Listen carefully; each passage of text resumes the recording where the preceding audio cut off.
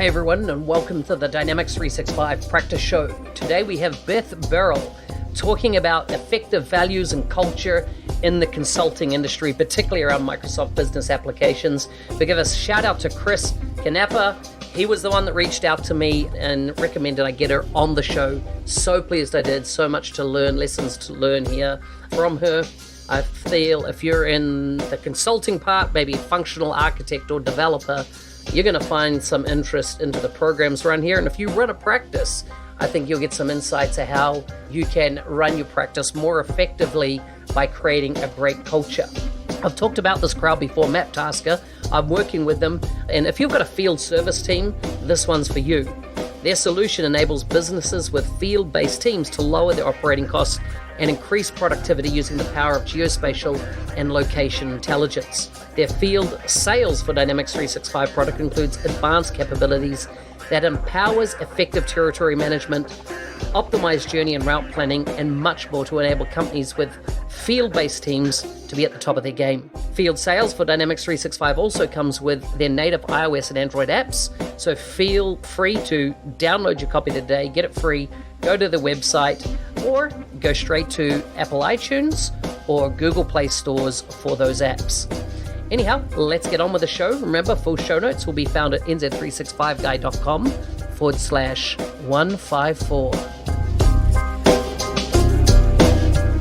Hey Beth, welcome to the show. Good morning, or maybe good afternoon for you. Yeah, good morning, good evening, good somewhere in the world, right? Depending on what time people are listening and stuff when we go live with this. It's so good to have you on the show. You've recently become an MVP, but this show's not about you being an MVP. We'll do another one about that. This show, of course, is about effective partnering and consulting and kind of lessons learned from your many years doing this. And this is what I really want to drill into. But before we go there, tell us a bit about where you're from in the world and what do you do when you are not working? So I was born in Miami, Florida, but I've lived in Tampa for quite a few years now. I don't want to tell you because I'll give away my age. But I am very passionate about almost everything I do. So I'm a single mom of a 14-year-old.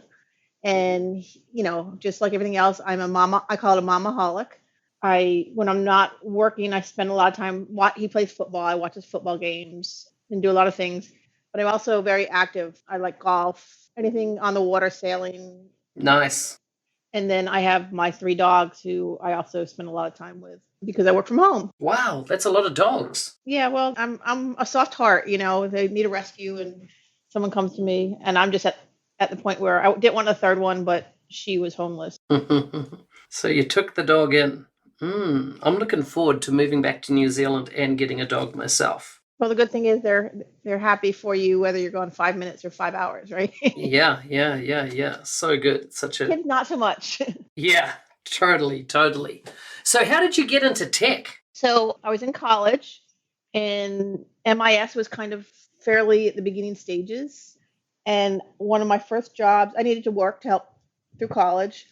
And there was a Radio Shack computer center. And again, I don't know my age. And they needed somebody to work the front desk. And I was also working at what they called the Sundome, which was a concert venue, doing beer and wine and whatnot. But that was at night, and this was a day job. So I got the job there, and I found I had a little bit of a knack to it. The same thing with, you have to take programming languages and some of that stuff, in MIS. It kind of, I just had a knack for it. It didn't, I thought everybody else, came fairly easy too, but it turned out it wasn't. So, and then the rest kind of, I kept getting these jobs that, Excel and Word and nobody else in the company knows it. Can you work for this little department, but can you help the whole company and we'll trade you out for favors. Yeah. So that I kept getting jobs like that, where I filled a niche, but wasn't exactly that department's, role. Yeah, and makes sense. Snowballed from there. So tell us a bit about then getting into Dynamics. How did that kind of become a pathway? And right up to, I understand you've worked for some big companies. Who do you work for now? I work for a company called DXE Technology. They're one of the largest partners in the world, but they were HP and CSC merged part of their company. And then they did a lot of acquisitions. and they Right. bought my company that I worked, which was Tribridge. Oh, that was Tribridge. Tribridge. Now that's an interesting company. I've heard a lot about it, and I've heard that they had an amazing culture that was part of Tribridge. Can you tell us a bit about that culture? Tribridge was like a family, and what it was about is it started small, but by the time they got sold, they had almost 800 people. So it didn't end up Wow. being small, but the culture never really changed. A little bit. Nobody's perfect, no company's perfect, Mm-hmm.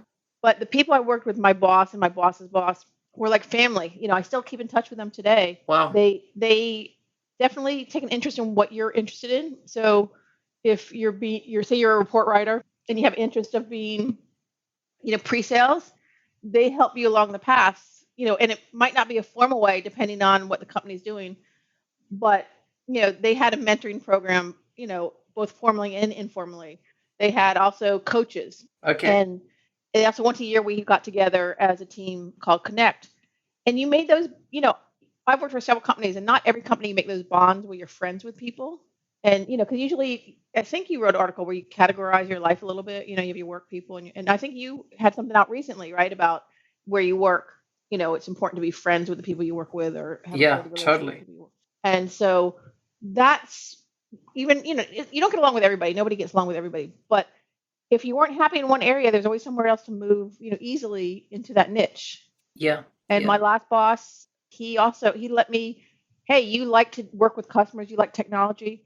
And I work towards being like an adoption coach slash trainer, in my company where, other places I wouldn't have that opportunity. Mm-mm. So who was that boss? It was Chuck Ingram. He's in charge, he's in head of Avanade right now. Yeah, man. Isn't he an amazing guy? He is. He's very dynamic. Has a good thought. They called it thought leadership, but he really sees the future without overwhelming people. He's a very easygoing, nice guy. Yeah, I got a lot of time for Chuck, a lot of time at Dynamic Community Summit just recently, right? He was there. I happened to see him in the distance, but didn't really get to talk to him, which was unfortunate. So he was your boss. He created, if I summarize here, a very family-centric culture, 800 people. You created a lot of friends, and you had this mentoring program and coaching program, which I'd love to drill into shortly. But for you, what was the most substantial value that you acquired while working for Tribridge as an individual? They called it servant leadership. And people think of it one way, and I kind of have a little different take on it. And they did it on both ways. Servant leadership is your bosses, right, asking what they can do to help you. Well, I took that to the next degree for my customers. In consulting, a lot of people go in there and say, hey, this is what you need to do. This is how you need to do it. And you're their partner, their consultant. But a lot of times I would ask, well, what do you want out of the system? Not, I don't want 8 widgets or 10 widgets or, accounting system. Well, what would make your life easier? What's the one thing that would make your life a little easier? And so they exuded servant leadership not only for within the company, but for the customer. Okay. And so can you give me some kind of idea? What were the proactive things that they would do to create that, right? It's one thing to read a manual to say, we've got servant leadership, but kind of what were some of the practical, where the rubber meets the road, activities, things that were, this was the way you did business because that was part of your culture that you can remember? Well, management getting down in the weeds with you sometimes, and, working with you and the customer. They weren't, of course they were a level of escalation if you had to, but they were there every step of the way. They're there to see if there's an issue, whether it's with the project or some other issue. They were there for you, as far as, you weren't afraid to say, oops, I made a mistake, or God, I really don't know how to do this. Everything else I know how to do, this is out of my wheelhouse. And instead of just throwing you aside, and they would, if they would have you, mentor you to make sure you learned, A, if you didn't handle it right, how to handle it, B, what to do in the next situation, and C, just really didn't make you feel like, oh, you're an idiot. There was never that, obviously there's always people, but there's never, hey, you don't know that, you're an idiot, and we all have that. I have that imposter syndrome that we've talked about. I also know a lot of people who are afraid to admit they make a mistake, and they didn't make you afraid to say, hey, I need help. Yeah, nice. I like that. And one other thing I do want to mention that they did is there was one person, and there's several happened, several, but one person that was very sick within a company that was with Tribridge. And the executives were giving up their miles and their hotel points and all that. So she didn't have to pay out of pocket to stay at, the cancer center or and it was a long, long battle that she lost. But all the executives were at her funeral. All the executives were there all the way with her, pushing, making sure she wasn't losing a paycheck. That's not cheap, right? Most companies don't do that. Exactly. That's not cheap. And they gave their mileage, like I said, and their points, where they could be going to Hawaii and stuff. So she did not have to pay out of pocket. Wow. Yeah, that is so good. That is so good. So if you were to start a new practice, or start a new company, kind of based on your lessons learned across your career, and you were to create a really, a culture that you think would sustain a business and create it in such a way that it would attract top talent that want to work for you, what type of things do you think you would be putting in place on reflection? I would want to have a great collaborative environment. Because as we all know, CRM, Dynamics 365, whatever you want to call it, there's not a one size fits all. There's not you can only do it one way. We have, right? You've seen the argument, right? Where people can argue over something for hours and they're both right. It's just one's more comfortable than the other. So I would definitely make it very collaborative. I would make, customer centric, very customer first. And one thing that I really would do is no customer's too small, right? I put it on my profile. I talk about it all the time. Everybody wants to be a king of their castle. Everyone wants to feel like if they were not at the job, the company would suffer for that day. And you not only need to make it feel that way for your company, you need to make it feel that way for the customer. Yeah. We have it. If the customer feels like another number, and, I do it all the time when I get customer service. I get very frustrated with some of the bigger companies because you get put on hold and et cetera. So I would just try to put some rules in place so the customer feels important. And the employee feels important. And again, it's not a one size fits all. It's not perfect, but those are the main things that I really resonate with me. Yeah, I like it. Was there anything in the event schedule throughout the year that they would do to really facilitate this culture? Yeah, once a year we had something called Connect, and they would fly all their employees, even when they got to 800 people, to one location. And usually it was a very nice venue. It wasn't, we didn't have to share rooms. You didn't have to, if you were, out in California and it was in Florida, they didn't make you, take the cheapest flight. And once a year they'd have a 2 or 3 day event where it was, team building. I mean, one year they had where you built a boat out of cardboard and the floaty things, and you had the sticky tape. I can't think of the name of it. You had to build a boat and rowed across the pool. Wow. Okay. And it was very funny because we had no rules, we had no map, we had no idea. And even the CEO was sitting in a boat, right, which sunk. but everybody was involved. We were at a complex where there wasn't just Tribridge, right, because it was a hotel. And we had everybody watching.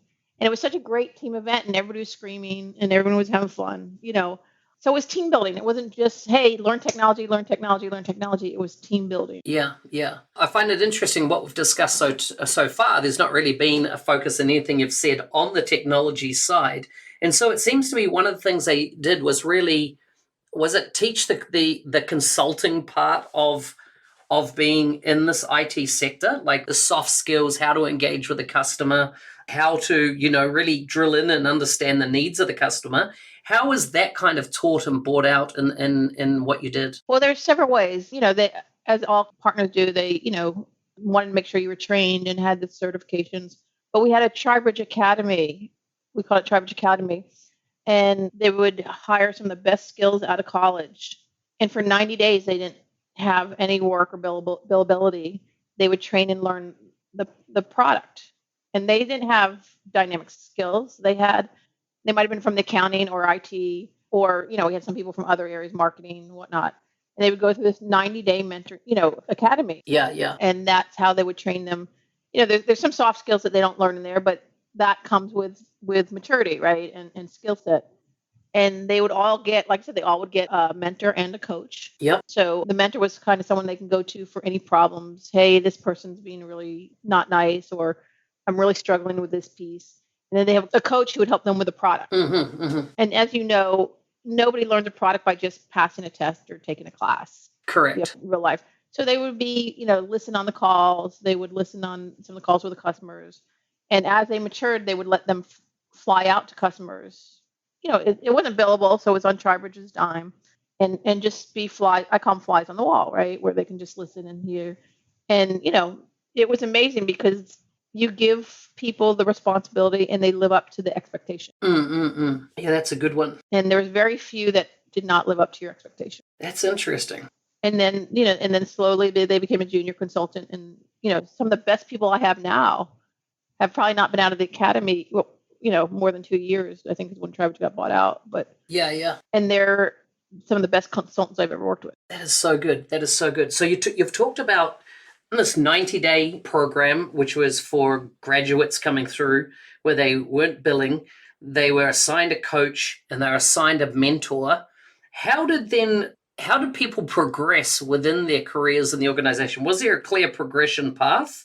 And how was that facilitated? So that is interesting because it kind of changed over the years as they grew. A lot of it was, natural leadership took over the natural course. But, they would give you different levels, consultant 1, consultant 2. And then when a project, as new projects came, they would put people who who progress as, leaders of the project. So a lot of it was on paper, but a lot of it was just more, hey, you're doing a great job. I think you're ready to take on your own project. Nice. And I think that's as important. Everybody wants the money and everybody wants the raises. But, they had reviews and you got feedback. But, when you're ready, we were busy enough where you can have, it might be a small project, might be a large project. But, hey, let's see how you do on your next project. And they still had, and the interesting part about it is, they maintain that relationship with their mentors and coaches. And even though the mentors and coaches didn't have to anymore, they usually still stayed engaged because you become friends, right? You have a stake in their success. So, you vested the time, so you want to see them successful. So a lot of times they would still come back and say, hey, I'm struggling with this, or, how do you think this is going? But it was very collaborative. So there's nobody left on their own, right? Nobody got thrown, hey, go do it, go have fun, and then get a bullet hole if they don't do it right. Yeah. It was all, there's always some collaboration. And as we know, not all customers are easy. True. So with that graduate program and those, what type of numbers would come in an intake? Would they all come at the same time, or would they drib and drab into the business over time? Or were there set times a year that a new intake was, a whole bunch would come on and learn together? Well, we usually did it twice a year as far as the semester, the semesters go. Graduates in January and graduates in June. And depending on the business, how the business fluctuates. But there can be classes that anywhere from 16 or so. I mean, they didn't do huge to, 2 or 3. Usually January is not as popular for graduation as June. So usually the January class was smaller. But just to take a step back, is it wasn't always just graduates from college. If someone was, say, in the cloud area and decided they wanted to do CRM or Dynamics 365, they had the option to take the academy as well. Okay. Yeah. But like I said, it's usually January and June. And back then, we actually had a gentleman named Mike Halk who was in charge of the academy. So he had classes designed for them and steps designed. And he was, had a curriculum for them to follow. Interesting. How was the recruitment done? Like, were they kind of like roadshows at universities? How were they attracted into Tribridge? Well, each university usually has like a career day towards graduation and whatnot. Yep. And Tribridge, the human resources group, would go and do a roadshow on that day or have a booth. And they really wanted the top echelon. And if you think back when there was a lot of accounting firms, Arthur Andersen and Price Waterhouse, those guys used to do that a long time ago. IBM did it back in the, 90s, I think, where they go recruit. And it's kind of like that, but with small companies, you never heard of that. You never heard of that happening. No. So they would go and recruit, and we were a Florida-based company, so they would hit the Florida universities mostly because University of South Florida is right here in Tampa. Our CEO graduated Florida State, So they go there. And then, University of Florida is also a huge school about an hour and a half away. So they would, go to the locals. They also took recommendations from other employees, like say you worked for them and your nephew was going to, Penn State and he wanted to get in technology career. He could also apply for the program. Gotcha.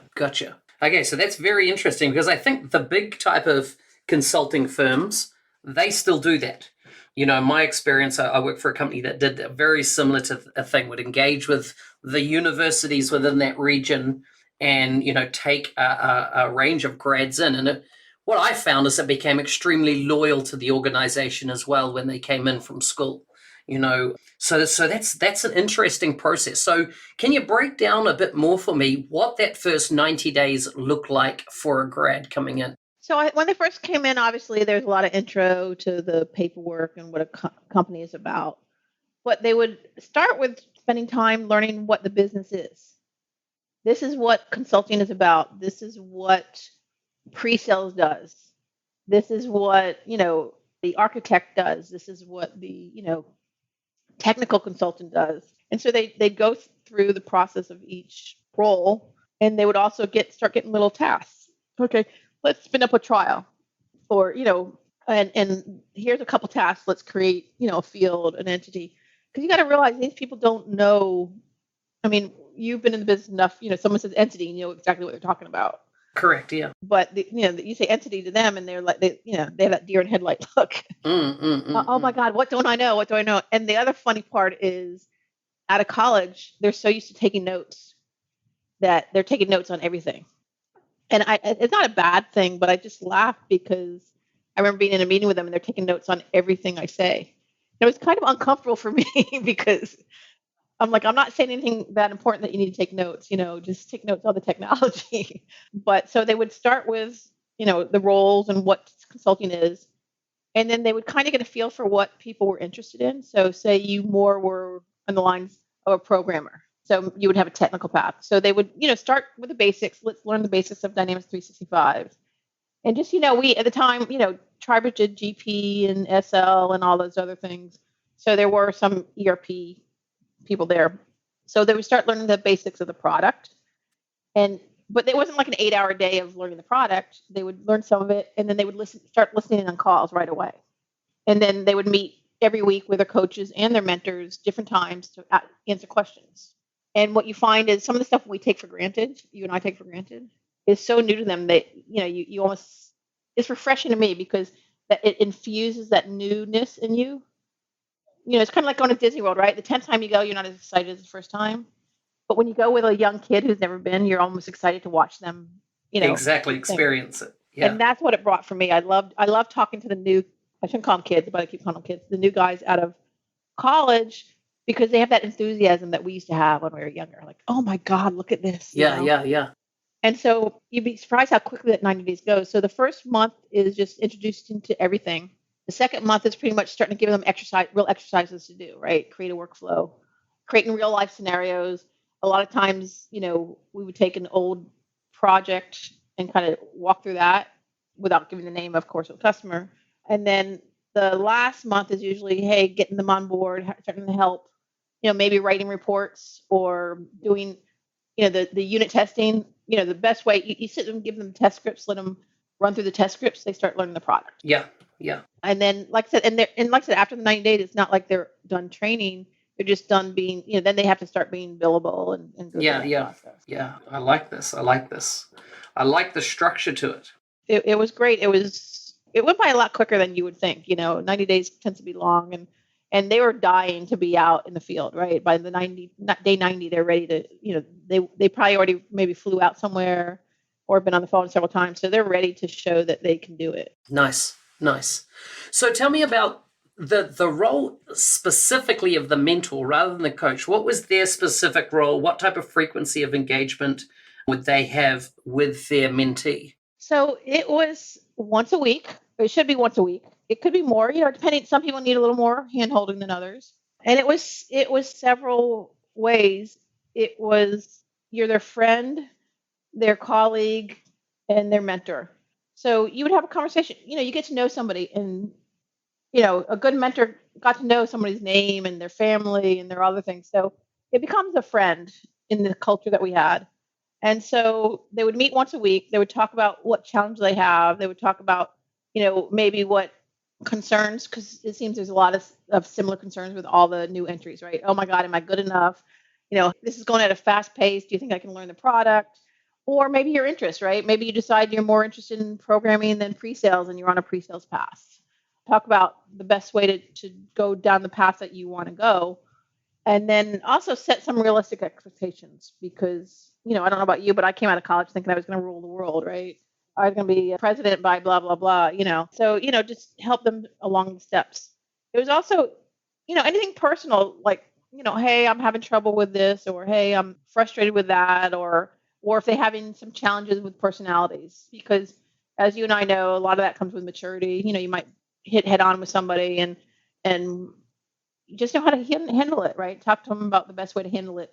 And again, it's not a one size fits all. Everybody has their different things. So the mentor would hopefully work with their strengths, right? And the one thing I find another biggest challenge with the academy group is communication, right? When, we talk about it, texting, right? Or replying or ghosting, that's not acceptable in business, right? You've got to pick up the phone. You've got to let someone know set expectations. Because if you're going to say you're going to do it in 5 days, you can't do it in 10 days. So those kind of things, the soft skills that you can't teach you can teach technology, but you can't, the soft skills, you've got to mentor somebody to do them. Because if you just get mad at someone for not communicating and don't tell them, hey, unfortunately in business or fortunately in business, please at least let the customer know what you're doing. If you're not going to hit the expectation, let them know, hey, we ran into this roadblock, it's going to take a little more time. And again, if you tell a customer in advance, they're not going to be mad, so you teach them those skills. Yeah, totally makes sense. What was the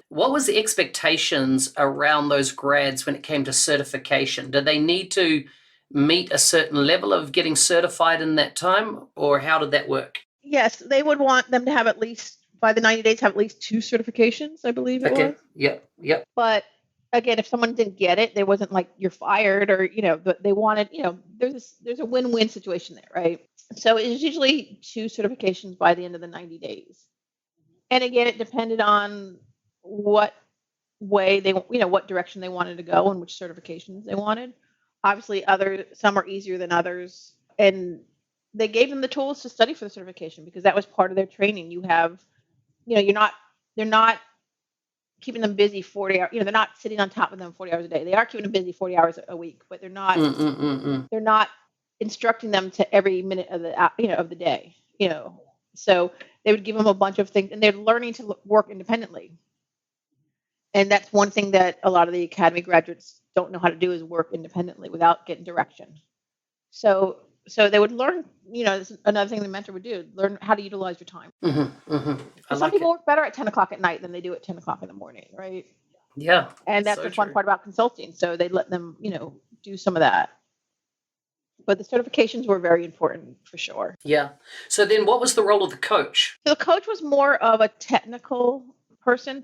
They were, the go-to person for, hey, I don't know how to do this, or where do I find, they help them find the answers or help themselves find the answers.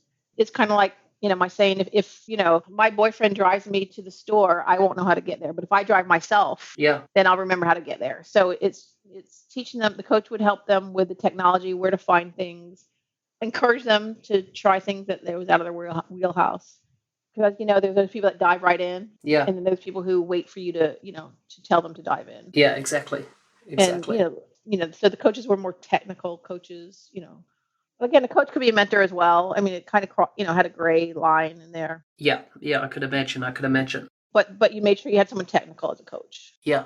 So, you've worked for more than one company. Tribridge definitely stands out as definitely leaders in the space. But what makes other companies inferior when it comes to performing with employees and clients? One thing is only marking billability. Obviously, that's the way you make money. That's the way the company makes money. But some companies are, if you have to be X amount of billable. If you're not billable, then you're not going to get your raise or your bonus or you even keep your job. And so that, and again, I understand the need. There has to be a balance. I'm not saying no billability at all, but but that makes people bill when they're not, bill every little thing they do is kind of, watching everything they do. Not, they don't want to do anything outside of billability, right? If they want you to do something, get on the phone with a customer, they're going to bill the customer half an hour, right? 15-minute conversation, they'll bill the 15 minutes, where when you're not that accountable, you might give them a little effort. And again, there's a balance. I'm not saying, just give them free everything, but it makes people clock watchers. It's kind of like if there's no leeway, then people are going to make sure they put every, dime every time they have onto billability. And then it affects the customer in that way, right? So the customer feels like they're nickeled and dimed to death. And then it doesn't give the employee any empowerment either to make any slight changes, because they have to follow to the lock time.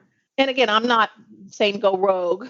I'm just saying is I think we had a little bit good balance at other places where it's saying, okay, well, you need to be billable, but I understand this, that, and the other. Yeah.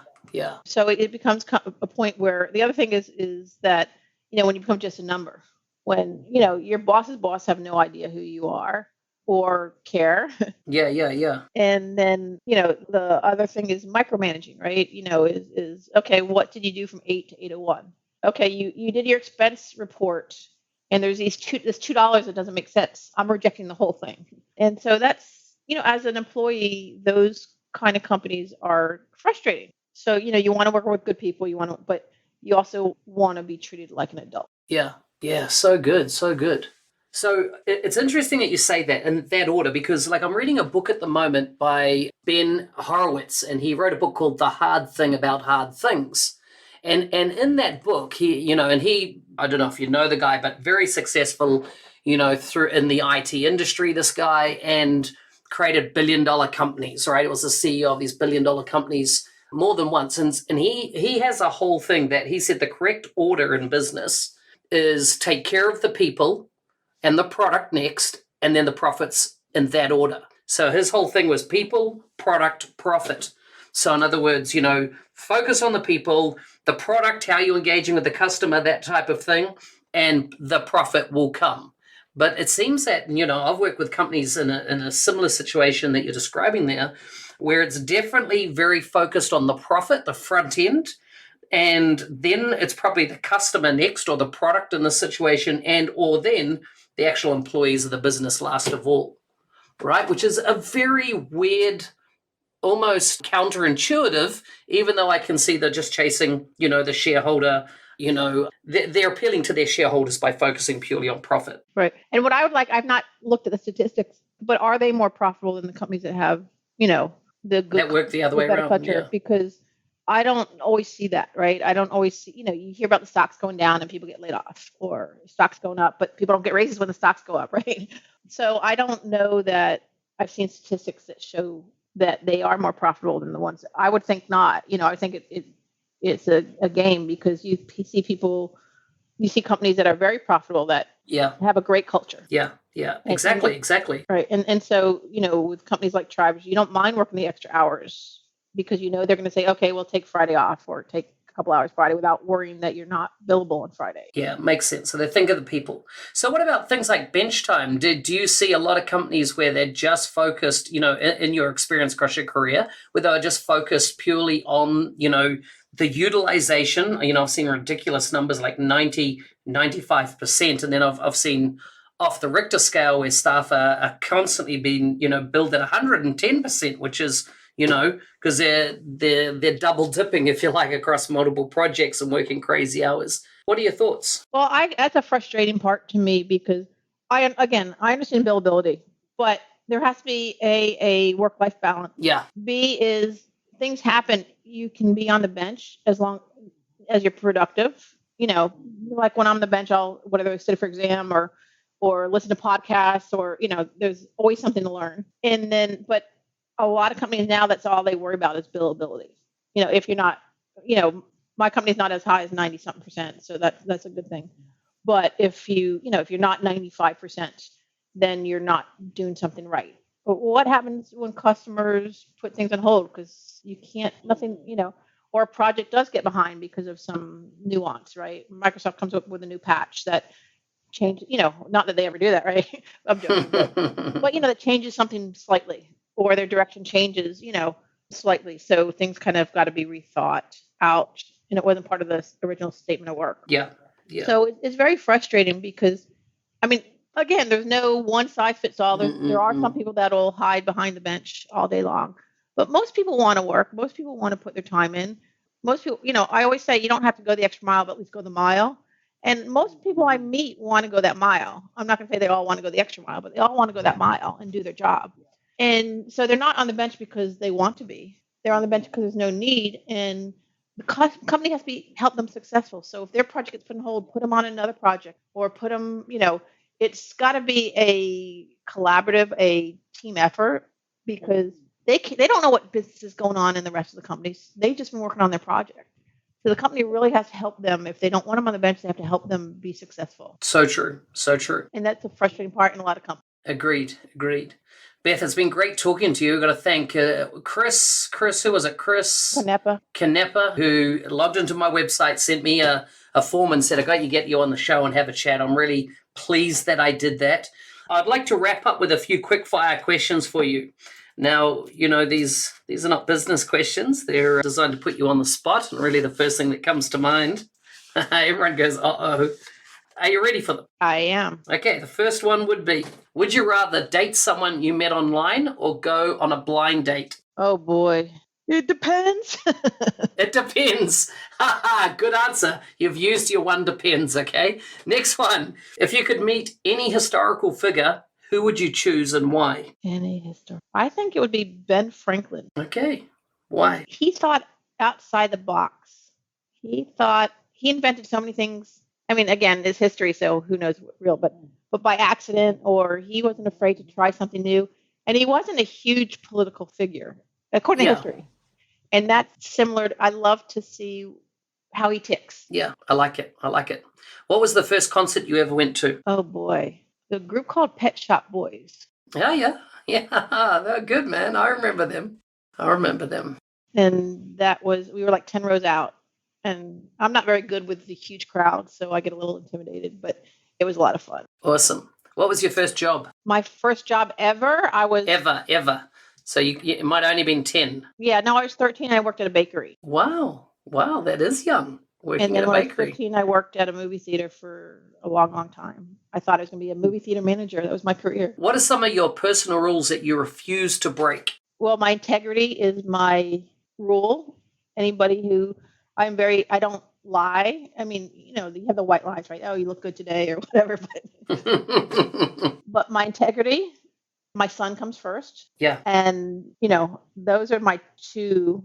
And just this last couple of years, it's just don't sweat the small stuff, because I can get caught in the weeds. Yeah, makes sense. Final question for you. This is the last one. Are you a morning person or a night person? Ooh, I am not a morning person. I like that. I'm not a morning.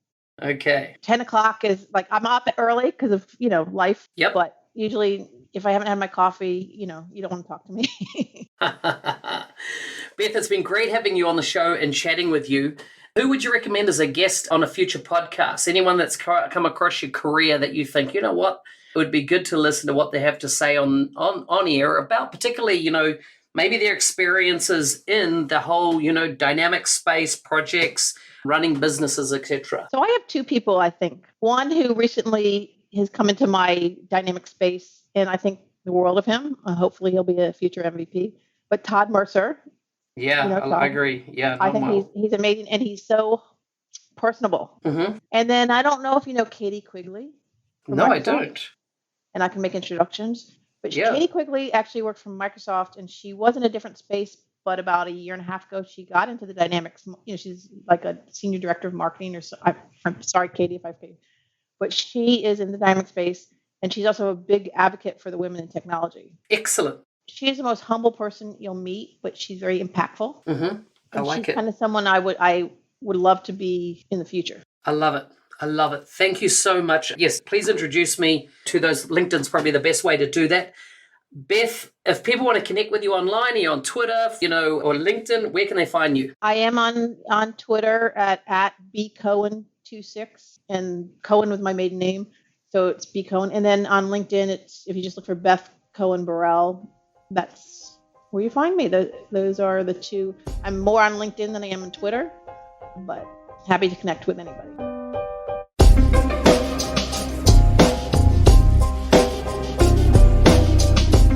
Hey, thanks for joining us today on the Dynamics 365 Practice Show. For full show notes, you can go to nz365guy.com/154. On the show, we talk a lot about coaching and mentoring. If you don't already know, I do run a 90-day mentoring challenge. I'm planning on kicking that off in 2020 around mid-January. So if you haven't already been on that program, why don't you go over to my website, nz365guy.com, and just take a search there. There's mentoring up in the navigation. Or actually, if you just Google the 90-day mentoring challenge, I'm pretty sure you'll find me. And for those of you that want a bit of tailored type engagement and want to look at coaching, I'm also offering that. And you can find links below the mentoring menu to my coaching offerings. Anyhow, hope you're having a great day, great week. I'll see you back same time next week. Bye for now.